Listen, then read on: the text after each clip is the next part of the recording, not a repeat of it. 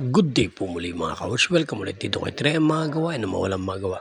For today's video po, sinundan na ni 3M pagkatapos siyang mailagay at maiayos ang forma ay naghalo na po siya ng pangbuhos. Ayan po mga ka-host.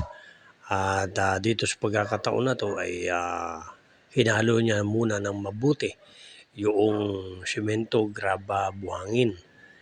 Kasi po ay obligadong haluin mabuti. Kahit na po kasi nasa tama po yung sukat, timpla, ay hindi naman po nahalo mabuti.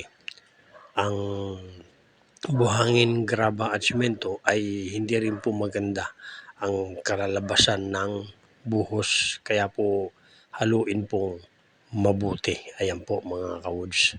At dito po sa pagkakataon na to ay umpisa na pong magbuhos ni 3M gamit po yung dalawang timba na maliit dahil yan lang po yung eksakto para doon sa taas.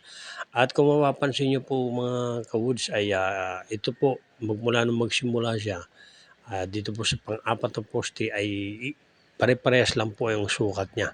Yan po ay 14 na balde ang kanyang naibubuhos. Lahat po yun pare-parehas. Yan po mga ka-woods. Kaya yung timpla po ni 3M, pero man pong lumabis ay mga 1.5 timba ang sumusobra or minsan eksakto. Ayan po mga ka-woods.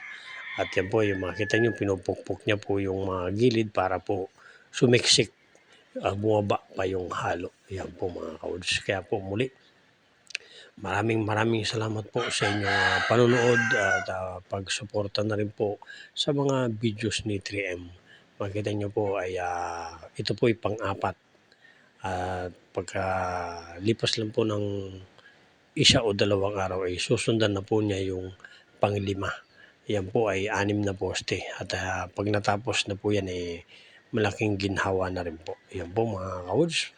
Kaya po muli, maraming salamat sa inyong panonood at tanging ang Panginoong Diyos na lang po ang bahalang gumanti sa inyong mga kabutihan. Gabayan po ang lahat, punan natin sa araw-araw, sipag at tiyaga.